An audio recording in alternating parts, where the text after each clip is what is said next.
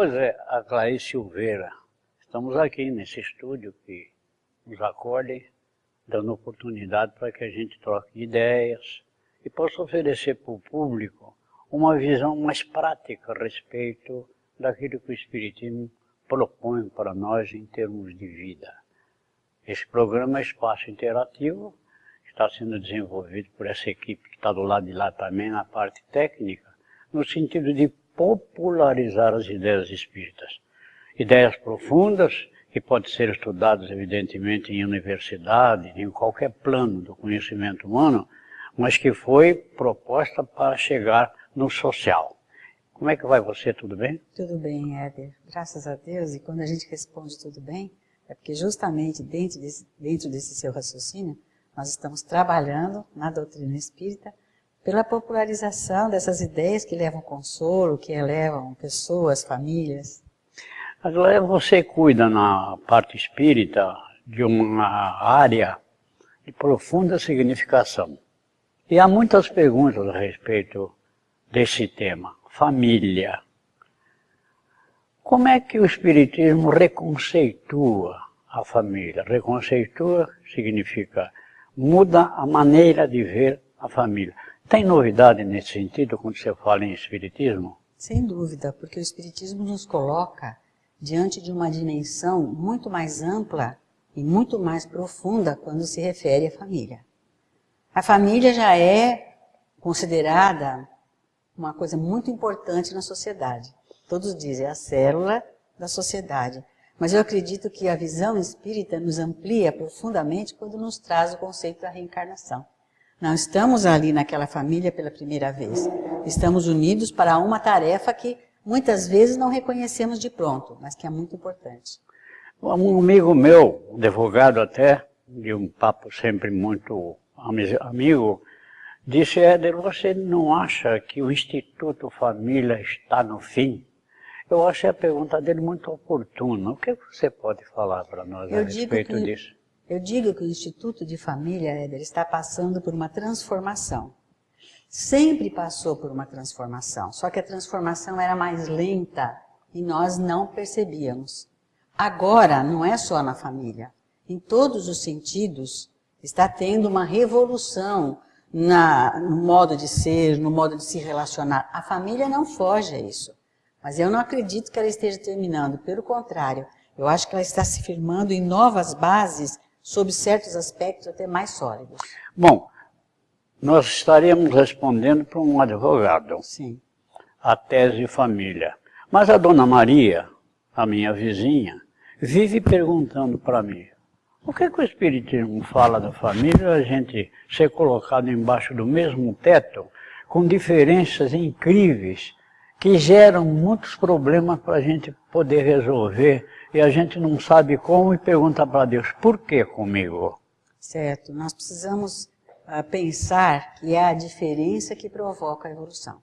Vamos imaginar que todos nós fôssemos iguais. Nós estaríamos parados no espaço e no tempo. A diferença faz exatamente com que a gente caminhe. Um filho difícil, um esposo ou uma esposa que precisa de uma maior atenção, ele está justamente nos convidando a olhar para nós mesmos, a olhar para o Instituto da Família, para o relacionamento não só entre os familiares, mas entre as pessoas. Eu acredito que os problemas familiares e fora deles nos levam a uma reflexão que nos leva à evolução. E a visão, como é que nós podemos passar para quem pergunta isso, que a visão espírita traz a ideia de que nós já existimos antes. Sim. E quando desembarcamos aqui no mundo, na família, numa experiência de família, você traz o teu conhecimento. Somos espíritos imortais. Como é que você pode passar para uma pessoa simples que fez uma pergunta tão oportuna quanto essa? Eu acredito que as palavras simples são exatamente aquelas que mais esclarecem, né? A verdade sempre vem numa moldura de simplicidade. Eu diria a esta criatura que a família é uma das nossas maiores oportunidades de evolução. Por quê? Você disse que nós já nos aproximamos dos familiares com uma certa cultura, com uma certa experiência. Mas em contato é que nós vamos aprender. Eu acredito que o plano espiritual é aquele que você se prepara, como se fosse um treinamento de uma competição, de um jogo. E aqui é que é o jogo verdadeiramente, onde você vai ver o que você realmente conquistou. Então você me traz uma ideia de que nós somos espíritos que somos incluídos num projeto. Sim. Esse projeto é um conjunto de espíritos, cada um com a sua evolução, que num determinado momento vão receber a oportunidade de retornar no processo reencarnatório, para cada um crescer mais do que já cresceu, porque nem todos são iguais. É difícil entender essa ideia se a gente passar ela de forma muito cultural, ou ela precisa ser passada em termos de experiência, mostrando que a vida nos oferece possibilidade de aprender isso no dia a dia. Nós não podemos nos esquecer que a vida é a nossa maior oportunidade. E que quando nós nos reunimos, quer seja em família, quer seja em sociedade, nós estamos tendo uma oportunidade. O que nós vamos fazer com essa oportunidade depende única e exclusivamente de mim. O que eu faço com um cônjuge que não atende às minhas expectativas? Como que eu faço com um filho que, apesar de bem orientado, não atende àquilo que a gente deseja, toma uma atitude que a gente não gosta? Tudo isso vai depender de como você encara o problema e de como você se desenvolve. Então, a gente vem com experiência? Sim, mas aqui na Terra, em família, em sociedade, é que nós vamos apurar o que nós sabemos. Você vem, você nasceu. Sim. Você nasce de que jeito? Você nasce com a relação do homem e da mulher. Sem dúvida. É um processo natural. Uhum. Você escolhe a vida que você tem ou ela é programada dentro de fundamentos que você possa, num contexto de realidade, trabalhar para crescer mais, sem determinismo absoluto, sem ideia de que tem que ser assim. Você tem que nascer, tem que viver, mas tem que saber conviver. Seria isso? Sem dúvida. Nós não podemos esquecer que o que nós podemos chamar de determinismo, entre aspas, é fruto do nosso livre-arbítrio. Se não formos nós que escolhemos, porque nós não temos condição, foi alguém que escolheu por nós. O quê? A experiência. Agora, como nós vamos nos dar com essa experiência, isso só nós que podemos falar e no momento em que a oportunidade aparece. Você, como espírita, orientador e psicóloga, você acha que a ciência na área da psicologia está trazendo importantes informações a respeito dessa tese que o espiritismo traz em termos de convivência dentro de um conjunto familiar? A psicologia tem evoluído bastante também. Nós que estamos nesse campo há mais de 20 anos, percebemos que a psicologia, assim como todas as ciências, está evoluindo e muito. Mas nós não podemos nos esquecer que mesmo no campo da ciência, o espiritismo abre um horizonte muito amplo. O que nos ensinam, o que nós experimentamos através da psicologia, que é muito válido, é muito mais amplificado com a visão da reencarnação, das oportunidades que nós temos vida após vida. Por isso que Kardec teria escrito que o espiritismo é ciência, filosofia e aplicação dos seus princípios? Sem dúvida. Uma pessoa, certa vez, me perguntou, como é que você fez psicologia sendo espírita? E eu respondi, justamente, o espiritismo me ajudou a compreender melhor a psicologia. Mas depois nós queremos explorar você um pouquinho, num bom sentido, num trabalho que você executa durante muito tempo de orientação de pais, sim, inclusive na Federação Espírita do Estado de São Paulo e em outras instituições, para ver como é que você tenta enfocar o espiritismo dentro de pais que muitas vezes desconhecem essas realidades que nós estamos levantando aqui no nosso bate-papo. Olha, Éder, esse é um trabalho que mais me comove, que é o trabalho junto aos pais. Porque você, orientando os pais, na realidade, você está orientando a família. Pois é. Depois de aquele advogado amigo meu, que fez a pergunta a respeito de família, ele disse, olha, Éder, o tema não é fácil, é muito complexo.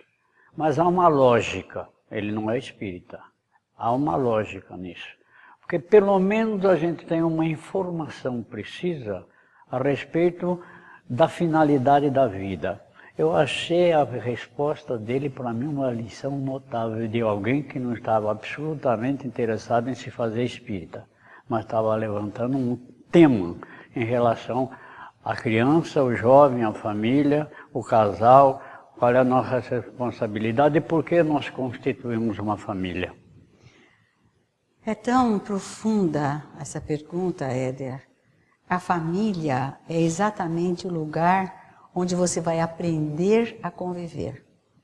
Vamos tomar como exemplo uma criança. Ela já está aprendendo desde o momento em que ela está no útero materno, convivendo com o ambiente familiar desde essa época, e depois que ela nasce, ela está aberta a receber todas as influências do meio, não só da palavra, mas dos sons, do modo de conviver. Nós temos pouco tempo aqui para explicarmos o que uma criança apreende do mundo. Mas é tudo. Então nós temos que ter muito cuidado, porque aquela pessoa está se preparando para uma nova etapa. Ela está vindo para o mundo, para uma outra encarnação, para uma nova tentativa de reencontrar o seu caminho. Então os pais são aqueles que orientam. Bom, nós estamos falando no sentido daquilo que o Espiritismo já faz, ou o movimento espírita já faz, e o Espiritismo sugere, em relação à família. Isso é importante, isso já foi levantado. Mas existe no movimento espírita algo que se possa já estabelecer a possibilidade de oferecer para o casal esse esclarecimento necessário para ele saber lidar melhor com o filho que ele está recebendo no trabalho que você desenvolve junto aos pais? Nós desenvolvemos um trabalho junto aos pais na casa espírita, um trabalho específico para a orientação dos pais com relação à educação dos filhos e à convivência conjugal. Nós temos percebido que esse trabalho tem trazido muitos frutos. Por quê? Porque a família atual tem sofrido muitas interferências do meio exterior, porque nós estamos hoje no mundo global, onde nós temos, entra na nossa casa a televisão, entra na nossa casa o computador, então as informações são muito grandes, mas para a educação, muitos pais se sentem perdidos. Por quê? Gostaria de esclarecer. Antigamente, como a nossa evolução era mais lenta, o que o nosso avô passava para o nosso pai e o nosso pai passava para nós estava correto, com relação à convivência social. Hoje, as mudanças são tão rápidas, que se você tem um filho de 15 anos e outro de 10, a conversa já é diferente. Então nós orientamos os pais e sentimos que eles se sentem mais seguros na tarefa de orientar os filhos. E vocês, nesses encontros, além de estabelecer a tese espírita como referencial, passam assim algumas experiências vividas entre casais para que numa análise de conjunto eles possam se beneficiar ainda mais em relação ao conhecimento que você passa? Olha, Éder, a nossa maior riqueza é a experiência individual. Cada casal tem uma experiência, então à luz da doutrina espírita, nós vamos trocando experiências e vamos compreendendo juntos, nós que dirigimos o trabalho e os casais que nos dão o prazer de estar presentes, qual o melhor caminho, qual a melhor atitude. É um diálogo, não é uma exposição. Então, não que seja errado, porque isso é cultural, ninguém muda. A escolha, eu gostaria de ter um filho, homem ou mulher, fazer uma disputa já antecipada em relação a um valor que se tem quando é feminino, masculino, isso espiritualmente tem algum significado? Olha, na recepção da criança, é muito importante que os pais a aceitem como elas são.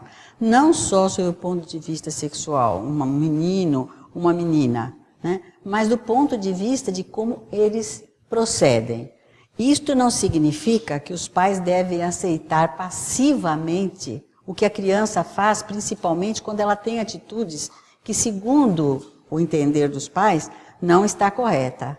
O que eu tenho percebido hoje, e eu digo infelizmente, é que os pais deixam as crianças, muitas vezes, tomarem as rédeas do relacionamento familiar. Temos que nos conscientizar de que nós somos os tutores dos nossos filhos e que somos nós que vamos orientá-los.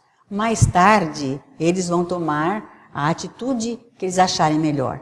Muitas vezes até em desacordo com o que foi ensinado. Mas se nós fizermos para os nossos filhos aquilo que o nosso íntimo está pedindo, nós vamos ficar sempre de consciência tranquila. No diálogo que Kardec, a equipe dele, faz com relação ao mundo espiritual, que está no Livro dos Espíritos, tem um referencial que fala da maternidade e paternidade responsável. O que os espíritos quiseram falar a respeito disso? É o seguinte, Éder, nós não podemos nos esquecer que os nossos filhos são filhos de Deus, que temporariamente foram entregues à nossa tutela. Então, a maternidade e a paternidade responsável é exatamente aquela que não perde isso de foco. Eu estou aqui para orientar esse espírito para que ele tome as melhores resoluções dentro daquilo que ele planejou. Eu sempre costumo comparar os pais a um piloto de avião. Se você sobe no avião, você confia naquele que está pilotando. Se no meio da viagem ele perguntar, escuta, como é que eu faço para descer essa aeronave? E fica tudo muito confuso. Os pais devem sempre procurar orientação para passar para os filhos esta segurança. Não é de saber tudo, mas estar interessado em tudo. Parece que você está fazendo uma afirmativa interessante que muitas vezes as pessoas não entendem. Os nossos filhos são nossos filhos por circunstâncias de reencarnação. Mas na realidade, o nosso Pai efetivo, Deus, é Pai de todos. E Ele nos dá uma grande oportunidade de ser pai e mãe naquela circunstância. Deus é muito bom e nos dá essa oportunidade de orientar 1, 2 ou mais de seus filhos. Se a família se equilibrar, pode haver como consequência lógica um equilíbrio na própria sociedade, paulatino? Eu acho que o equilíbrio da sociedade depende do equilíbrio no lar. Aliás, eu não acho, eu tenho certeza. Né? Toda sociedade que tem problemas graves pode ver que tem lares desequilibrados. Eu posso afirmar isso. A célula da sociedade é a família. Se a célula está descompensada, o organismo não pode estar sadio. Então quer dizer que ao receber os filhos você tem que se sentir, a palavra talvez nem seja entendida por todos. Nós somos anfitriões, somos aqueles que recebemos. Exatamente. E introduzimos e apoiamos. Na vida dos nossos filhos, no início eles pegam as nossas mãos e dependem da gente. Depois, num certo tempo, caminham ao nosso lado. Depois nós somos apenas retaguarda. Será que é isso? É exatamente isso. Só que se nós estivermos, né, com a nossa consciência tranquila, naquilo que diz respeito à nossa tarefa, se os nossos filhos não conseguirem captar o que nós deixamos para eles, a responsabilidade deles. Mas, assim como diz o Evangelho, os filhos foram entregues à sua mão. O que você fez deles? Isso quer dizer que nós estamos com toda a possibilidade de entender que o Espiritismo é uma proposta de vida. Sem dúvida. Mas o nosso programa está no final. Evidentemente, nós vamos voltar numa outra oportunidade. E quem quiser fazer as perguntas, nós temos indicado aí na própria tela o endereço necessário para que se comuniquem conosco. Nosso abraço.